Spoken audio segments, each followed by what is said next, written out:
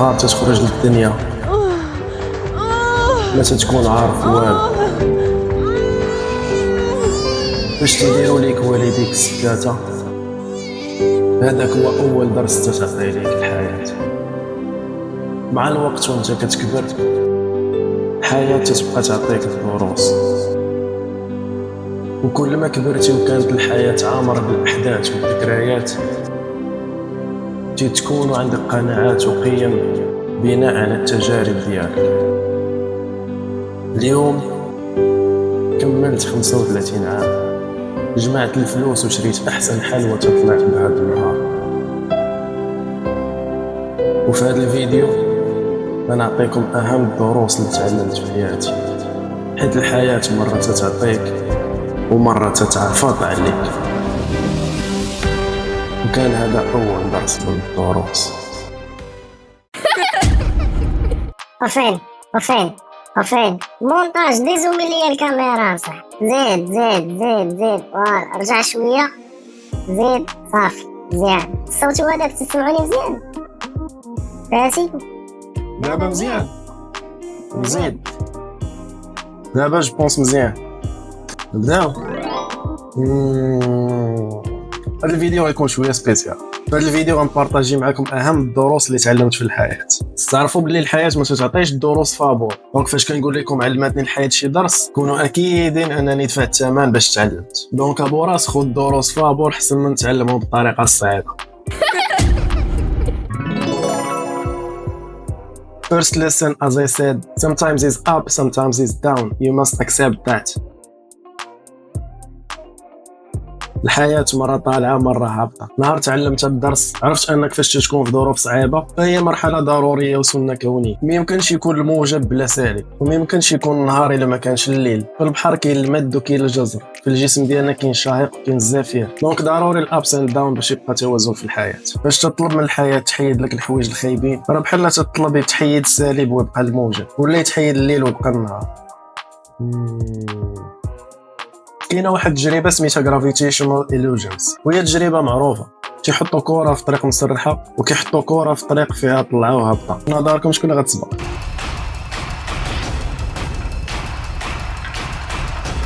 الكره اللي في طريق سينيسويدال هي اللي ربحت. دونك من هاد التجربه هادي تيبان باللي هذوك الهبطات اللي كانوا في الطريق ديال الكره هما اللي خلاوها توصل بالزربه. دونك فاش تكون في مرحله هابطه من حياتك عرف انها هبطه ومرحله ضروريه باش تزيد لقدام. ثقوا بيا نهار تستوعبوا هاد الدرس غتعيشوا مرتاحين والبال هاي.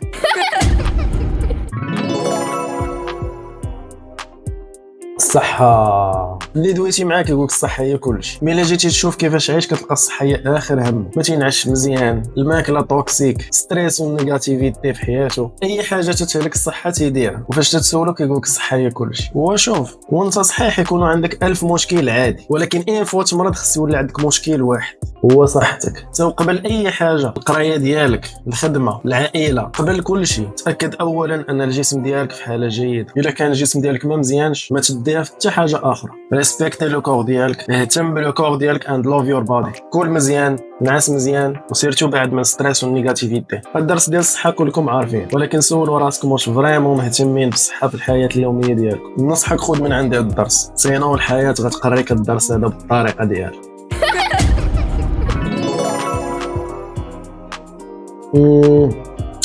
تقادات لي الحلوى.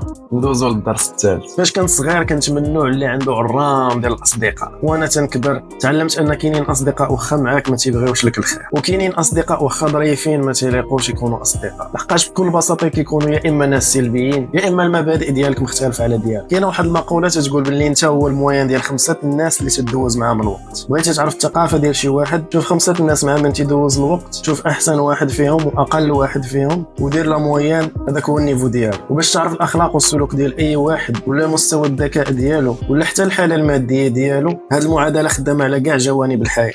نلخص عليكم واللي بغيتكم تستافدوا من الدرس هو قبل ما تصدم في البشر جلس دابا مع راسك وطرح سؤال مع من تندوز الوقت. واش هاد الناس لايقين ليا ولا لا؟ واش مالينيين مع الاهداف ديالي ولا لا؟ واش عندهم نفس المبادئ ديالي ولا لا؟ وفاش تغربل هاد الناس حاول تهضر معاهم سطحيا لاقصى درجه. باش تلقى معاهم صافا لاباس الجو سخون اليوم غدا طلعت ياك، هضر معاهم غير على الطقس والاخبار. النقاشات العميقه خليها الناس اللي عزاز عليك. وفاش تكون تغربل ما تحنش في البشر اللي ما لايقش ساهله كليكي ضروه سوبريمي.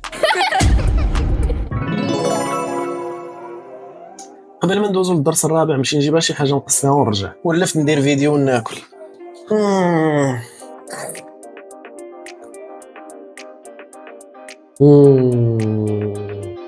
عودنا. الدرس الرابع، لا كاليتي اهم من الكونتيتي، وفي كل شيء، في الماكله، في القرايه، الترفيه اللي كدير، في العلاقات ديالك، اي حاجه دايره بك. من نهار تعلمت الدرس وطبقته حياتي تبدلات 100%. نعطيكم مثال ديال جوج اشخاص باش تفهموا الدرس.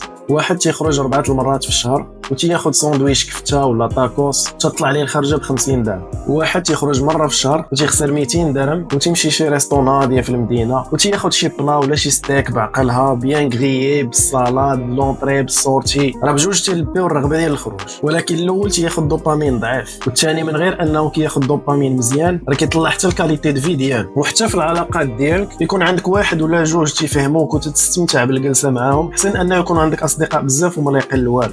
وثاني في الحوايج، عوض غتشري 10 البياسات ايميتاسيون شري 3 البياسات اوريجينال حسن ليك. وفي الكلام مثلا عوض تاخذ بارطمه كبيره في حي شعبي خذ غير استوديو في حي زوين اونتوراج زوين تلاقى مع ناس نقيين غتطلع لا كاليتي دو في ديالك. ثقوا بيا الا خدمتوا بهذا الدرس النيفو دو في غيطلع وحتى لا كاليتي دو في غتطلع. الدرس الخامس، السعادة هي اختيار ديالك. ملي كنت صغير كانت السعادة عندي نشري شي بلاي ولا شي بيكالا غنطير بالفرح. تشري بلاي تشري بيكالا وتتفرح هذيك ربع ساعة ومن بعد الحياة كترجع عادية. تتكبر من بعد تتبان لك السعادة هي انك تجيب الباك ديالك، تجيب الباك وما تتبدل والو وراه كتقول خصني نخدم باش نولي سعيد، وتتجي الخدمة وما تتحس لا بسعادة لا بوالو. شوية كيسخن عليك راسك كتقول الزواج هو السعادة، خصني نتزوج ونكون هاني ومرتاح. كتزوج كتقول خصني الولاد، كيجيو الولاد كتقول خصني نكبرهم ونقريهم. اللي لاحظت هو انني من الصغر وانا كنجري ورا السعادة وفي كل مرة كنقول خصني هاد الحاجة ونكون سعيد. ولكن الحقيقة ان السعادة ما عندها حتى شي علاقة بظروف الحياة. الا ما كنتيش سعيد دابا غيجيوك الفلوس وغيجيك كاع داكشي اللي تمنيتي وما غاديش تحس بالسعادة. سو خصك تختار تكون سعيد وانت عايش كتحقق في الاحلام ديالك. كيفاش؟ سهلة. باش تفيق الصباح كون ممتن للحياة انها عطاتك نهار اخر واستمتع بالحوايج الصغيرة اللي عندك في حياتك وسيرتو عيش اللحظة. حيت الاغلبيه ديال الناس كيعيشوا في دماغهم واحد المستقبل اللي محال حتى واش يدركوه. ما يدركوش بسبب من الاسباب، بسبب الموت، بسبب عله ولا بسبب تغير الظروف. المشكل فاش تبقى تفكر في المستقبل اللي تيطرا انفصال عن الحاضر. ولا انفصلتي عن الحاضر راه عمرك غتستمتع بالحياه. لان شنو هي الحياه؟ راه هي اللحظه اللي عندك دابا. البارح وغدا راه غير وهم تيدورك في راسك وغيخرج عليك. ونختموها بالشعر ديال الياس ابو ماضي اللي تيقول: أيها الشاكر وما بك باب كيف تغدو وإن غدوت عليلا. ترى الشمس في الورد وتاتها أن تنطفو فهذا إكليلا. فتمتع بالصباح وحدة فيه ولا تخف أن يزول حتى يزول.